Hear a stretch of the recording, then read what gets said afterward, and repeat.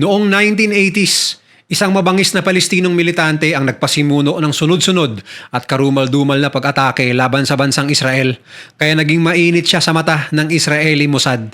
Dahil dito, pinili niyang magtago sa iba't ibang bansa, ngunit hindi nagtagal ay pinalayas rin siya sa mga bansang ito sa takot na madamay sa kanyang mga kasalanan laban sa Israel. Kaya agad siyang lumipat at pinili niyang mamuhay ng tahimik sa bansang Tunisia. Ngunit kung sa akala niya ay ligtas na siya sa paniningil ng Mossad sa bansang kumupkop sa kanya, siya ay nagkamali. Dahil inassemble ng Mossad ang tatlo sa pinakamatinik na special forces ng Israel upang ipasundo ang naturang tao kay kamatayan sa loob mismo ng Tunisia. Ito ang true story sa likod ng operasyong tumapo sa kanyang buhay at ang mapangahas na misyon upang masupil ang pag-i-smuggle ng armas at kagamitan para magamit ng Hamas sa Gaza. Mr. Goodbye! Si Khalil Ibrahim Al-Wazi ay isang notorious at makapangyarihang leader ng isang militanteng grupo na bahagi noong 1980s ng PLO o Palestine Liberation Organization. At dahil sa sunod-sunod na inorganisa niyang pag-atake laban sa Israel, nabansagan siyang father of jihad ng mga supporters niyang Palestino at nakilala siya sa alias na Abu Jihad. Pero iba ang tingin ng pamosong spy agency ng Israel sa kanya na Mossad. Dahil numero 1 siya nung panahong yon sa kanilang most wanted list, mapabuhay man o patay. Para sa madaling pagsasalaysay kung gaano kabrutal at kawalang awa si Khalil, ayon na rin mismo sa mga teroristang nadadakip na galing sa kanyang organisasyon. Iniuutos daw ng kanilang leader na patayin ng kung sino man at walang sasantuhin, mapabata, matanda, sibilyan o opisyal man. Hindi rin natatapos sa pagpatay ang hangad ni Khalil. Iniuutos rin niyang pasabugin ng mga bahay ng kanilang mga target at huwag magdalawang isip na madamay ang kung sino mang naroon sa oras ng kanilang pananalakay. Kagaya ni Yasser Arafat, siya ay isang top leader ng PLO. Siya rin ay co-founder at leader ng isang political at militanteng grupo sa Palestine na Fatah. Sa kanyang pamamayagpag at pamumuno sa nasabing organisasyon noong 70s hanggang 80s, dose-dosenang terror attacks ang kanyang inilunsad sa iba't ibang bahagi ng Israel. Dahil ano pang pumanaw at malubang masugatan ang marami sa mga inosenteng Israelis, maging ang mga sundalo mismo ng bansa. Dahil sa kanyang pambubulabog at walang habas na paghahasik ng pananakot at karahasan, kinilala si Khalil na isa sa pinakadelikadong terorista ng mga panahon na yon sa Israel at mga karatig bansa nito. At dahil sa pinsalang dinudulot ng kanyang maruming adhikain, napilitan ng Israeli Mossad na kumilos at dito nga inilunsad ang isa sa pinakamalaking military operation ng Israel noon kung saan inassemble ng Mossad ang halos lahat ng kanilang sangay ng puwersa militar at maging ang kanilang mga special forces unit. Nagmala Avengers na team up ang mga unit na ito para sa iisang goal: malocate at maneutralize ang primary target na si Khalil. Dahil sa banta ng Mossad sa kanya, pinili ni Khalil na manirahan sa ibang bansa. Ngunit kahit sa mga bansang kanyang pinagtataguan, partikular na ang mga bansang Lebanon at Jordan, sa kadahilan ng paghihibok at pagsuporta raw niya sa mga madudugong karahasan at sa takot na maging sila ay madadamay sa mga masasama nitong ginawa laban sa Israel, siya ay pinalayas din ng mga ito.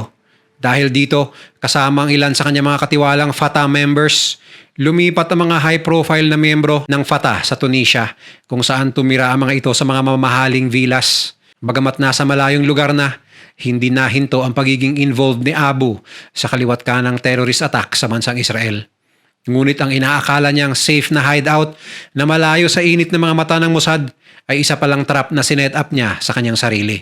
Sa kanyang paglipat sa Tunisia, lalong naging madali sa Israel at Mossad na mag-gather ang intelligence at tiktikan ang bawat kinikilos ng kanilang primary target. Sa katunayan, sa kanyang paglipat, walang kahirap-hirap na na-wiretap ng Mossad ang bawat teleponong kanyang ginagamit sa sarili niyang villa. Maski na ang precise na sukat at schematics ng kanyang hideout ay napasa kamay ng Mossad. Nang makakalap ng sapat na impormasyon ng Mossad, agad na kumilos ang tatlo sa matinik na mga sangay ng military ng Israel na Sayeret Matkal, Shayetet 13 at mga special agents ng Mossad. Nagsimulang mag-training ang pinagsanib na puwersang ito sa paglanding at paglusob sa mga dalampasigan at pagsasagawa ng raid sa mga villas na minodel galing sa schematics at measurement information na nakalap ng Mossad mula sa kanilang pagtitiktik kay Khalil sa Tunisia. Dahil sensitibo ang impormasyon, bagamat may layong 2,500 kilometers ang kanilang target, napagdesisyonan ng Israel na hindi ilabas ang buong detalye ng naturang misyon sa halos 90% ng mga sundalong involved dito, partikular na ang identity ng kanilang target. Ang tanging alam lamang ng karamihan sa kanila ay ang initials ng kanilang tutugisin at yun ay ang mga letrang A at J base sa kanyang alias na Abu Jihad.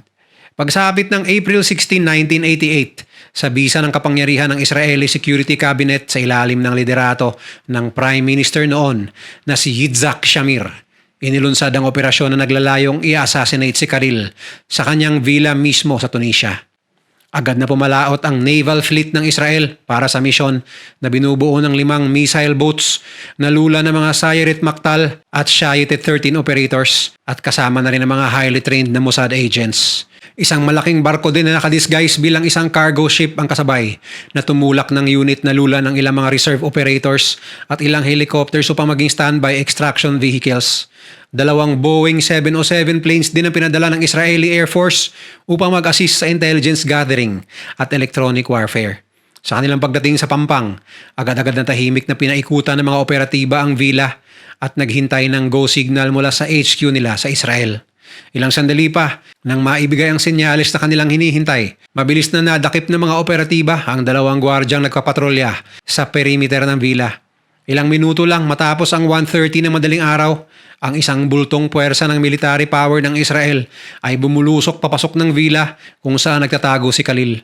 Agad-agad na naghiwa-hiwalay na parang automatic ang kilos ng mga operatiba at kinlir ang bawat palapag na kanilang sinusuyod. Sa kanilang pag-akyat, agad nilang na-locate ang kwartong pinagtataguan ni Khalil. Sa pagsipa ng pinto, agad na nakatutok ang pistolang armas ng kanilang target sa gawi kung saan papasok ang mga operatiba. At sa isang iglap, niratrat ng isang sundalo si Khalil ng 52 times gamit-gamit ang automatic rifle. Bagamat tila overkill ang ginawa sa kanya, ang pamilya niya na nasa parehas na kwarto ay piniling hindi galusan o galawin ng mga operatiba dahil hindi naman sila parte ng kanilang assignment noong araw na yon. Matapos ang operasyon, ilang oras lamang ang hinintay ng Israeli government bago inanunsyo na ang kanilang confidential operation ay isang malaking tagumpay. Dahil ang isa sa major na sakit ng ulo nila noon na si Khalil ay hindi na muli pang gagambala sa kanilang kapayapaan at seguridad. Nang kumalat ang balita tungkol sa kanyang pagkamatay, isang malaking gulo ang umusbong sa mga Palestinian territories at marami mga Palestinong sumama sa kaguluhan ang napaslang at nakulong. Inilibing siya sa Damascus, Syria sa pamumuno ng Palestinian leader noon na si Yasser Arafat. Kahit marami ng mga tulad ni Khalil ang na-neutralize ng Israel noong 80s at 90s, patuloy pa rin ang pagsulpot ng mga militanteng grupo na may balak na masama sa naturang bansa, tulad na lang ng pagsulpot ng Hamas at ang hangad nitong burahin ng Israel sa mapa. At isa sa mga hakbang ng Israel noon upang pigilan ang paghahasik ng lagim ng naturang grupo ay ang pagpigil sa supply ng armas at kagamitan na dumarating sa kanila sa pamamagitan ng pag-i-smuggle nito mula sa ibang bansa, partikular na ang Iran. Taong 2002, isang maliit na cargo ship ang naglalayag sa gitna ng rumaragasang tubig habang mayroong mabilis na namumuong sama ng panahon dala ng isang malakas na bagyo sa kalagitnaan ng Red Sea. Sa puntong ito, kahit na mayroong layong 500 kilometers ang naturang cargo ship mula sa bansang Israel, inilunsad ng nasabing bansa ang isang delikado, sensitibo at mapanganib na misyong may codename na Operation Noah's Ark upang pigilan ang nasabing cargo ship na may padala ang mga smuggled na armas panggera na lula nito. At para isagawa ang naturang sikreto ngunit mapusok na operasyong ito, ipinadala ng Israel ang kanilang highly trained, highly skilled at tinaguriang sarili nilang Navy SEALs upang masiguro ang tagumpay ng nasabing misyon. At yun ay ang mabangis na unit ng kanilang salatahang lakas na Shayetet 13. Isang taon bago pa man naplano at nailunsad ang nasabing operasyon noong 2001 sa kaliwat kanang tensyong malubhang namumuo sa Israel dahil sa mga pag-ataking pinangungunahan ng PLO o Palestine Liberation Organization. Naging mas lalong talamak ang mga terror attacks dahil sa pakikisawsaw ng mga teroristang grupo sa sigalot tulad na lamang ng grupong Hamas at Fatah na nagsanib puwersa pa sa ilalim ng liderato ni Yasser Arafat, isang political leader sa Palestinian at chairman ng PLO mula 1969 hanggang 2004. Tulad ng mga leader ng ibang mga militanteng grupo, kapayapaan at kalayaan ang advokasya ni Yasser sa tuwing nasa harap siya ng mga mata at lente ng publiko. Ngunit sa likod ng kanyang mga matatamis na salita, hindi maitatangking taliwas ang kanyang kaparaanan sa kanyang sinasabi. Sa katunayan, sa ilalim ng kanyang liderato, pinromote niya ang paggamit ng dahas at paghahasik ng lagim sa pamamagitan ng pagpapatay sa mga inosenteng sibilyan ng Israel. At ayon mismo kay Yasser sa isang talumpating kanyang binigay, iisa lamang daw ang planong masunod at yun ay ang plano ng Palestine sa ilalim ng kanyang pamumuno sa PLO. At habang tumataas ang tensyon sa pagitan ng Israel at PLO sa mga oras na ito, samot-saring pag-i-smuggle din ng iba't ibang terrorist groups ang nagaganap sa palibot ng Israel, partikular na sa rehiyon ng Gaza at West Bank, dahil ano pang lalong mag-igting ang bansa pagdating sa kanilang puwersa militar sa ngalan ng kapayapaan at seguridad. Bilang halimbawa ng talamak na gawain ito, kahon-kahong mga armas mula Lebanon ang iligal na binababa sa mga daungan sa Gaza na napapasakamay agad ng mga Hamas terrorists bago pa man ma-intercept ang impormasyong iyon ng Israel. Bagamat huli na, ayon naman sa kanilang mga nakakalap, malaki ang posibilidad na ang nagsusupply ng mga iligal na armas ay ang Iranian Islamic Revolutionary Guards, habang ang PLO naman ang nagpa-fund at nag-i-smuggle ng mga ito sa mga teroristang grupong kanilang kaalyado upang labanan ang bansang Israel. At dahil sa koneksyong kanilang napagtagpi-tagpi mula sa puwersa ng Iran, PLO, Hamas at Fatah, naalarma ang Israel at naglunsad ng malakihang operasyon upang madiskaril ang pagsuplay ng armas sa kanilang mga kalaban at tuluyang mapahina ang puwersa ng kanilang mga organisasyong kinakaharap. Sa mga unang yugto ng operasyon, isang malaking ebidensya at koneksyon ng kanilang natunton mula sa isang lumang cargo ship na nakadaong sa isang port sa Lebanon. Ayon sa report, isang cargo vessel na may dating pangalang Rim K ay inirehistro sa bagong pangalan na Karain A. Sa unang tingin, tila hindi naman bago ang pagre-rename sa oras ng pagre-renovate ng isang cargo vessel.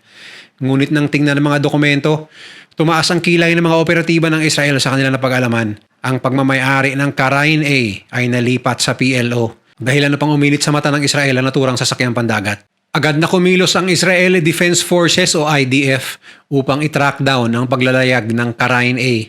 At sa kanilang pagmamanman, na-diskubre ng ahensya na papunta ito sa isang daungan sa bansang Dubai na malapit sa isang islang pagmamayari ng Iran. Ayon sa isang intelligence gathering methods sa isinagawa ng IDF, napag-alaman at nakumpirma nila na ang Karain A ay sangkot sa pag-i-smuggle ng mga bala at armas papuntang Gaza.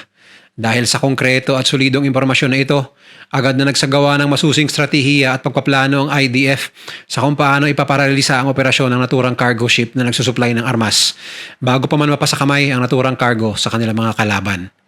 At sa binubuong operasyon ng IDF, napag-isipan ng ahensya na hindi lamang boat-based assault ang gagawin ng unit na ipapadala upang i-intercept ang cargo ship sa daan ito, kundi may gagawin ring pagrarapel mula sa mga helicopter pababa sa deck ng cargo ship upang masiguradong mayroong wastong numero at backup ang unit na lulusob sa operasyon. Bagamat ang nasabing pagrarapel pababa ng helicopter patungong deck ng barko ay bago sa kanila dahil hindi pa yun nagagawa ng anumang naunang operasyon nila, pinilit pa rin ng ahensya na yun ang best approach na kanilang gagawin sa kanilang paglungsad ng Operation Noah's Ark noong January 4, 2002.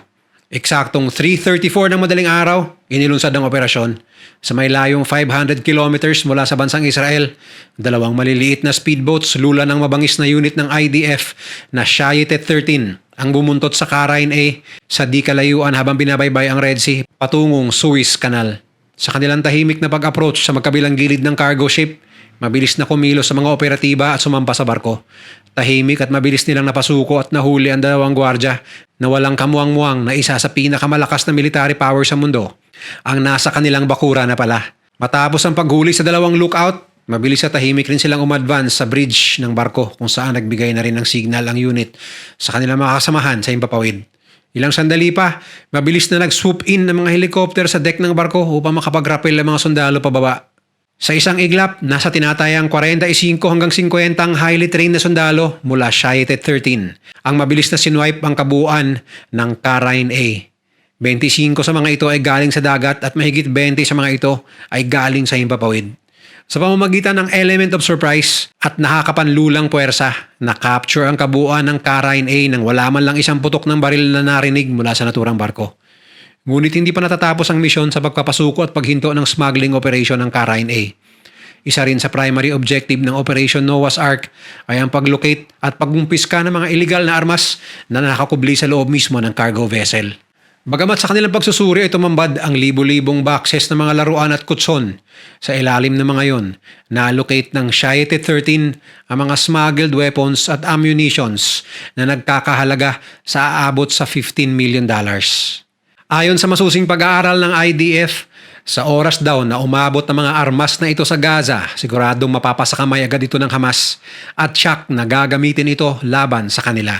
Kung sa West Bank naman daw ang delivery ng mga nasabing smuggled weapons, maaaring maging primary target raw ng mga terorista ang Ben Gurion International Airport sa Tel Aviv at mga karatig lugar nito.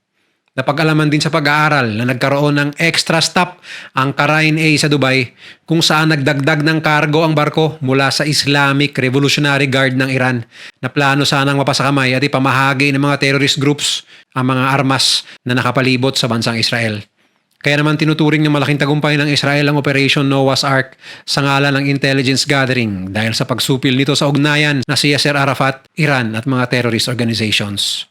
Patunay lamang ang mga kwentong ito sa kakayahan ng Israel na tumarget ng kalaban kahit saan mang panig ng mundo. Kaya nag-aalangan rin ang ibang mga grupo na kakampi sa Hamas na maglungsad ng all-out offensive laban sa Israel, partikular na ang mga militante sa Syria, Lebanon at maging sa Iran. Dahil alam nila na hindi titigil ang Israel hanggang man-neutralize ang sinumang tao, grupo o maging kalabang bansa. Ngunit ayon sa mga eksperto sa Middle East, mas okay na ito para hindi na kumalat ang mas malaking gera sa buong rehiyon. Kung nag-enjoy ka sa video na ito, i-share mo naman sa iba at mag-subscribe ka na rin. Huwag kalimutang panoorin yung mga videos na nasa kanan para lalo pang maubos ang oras mo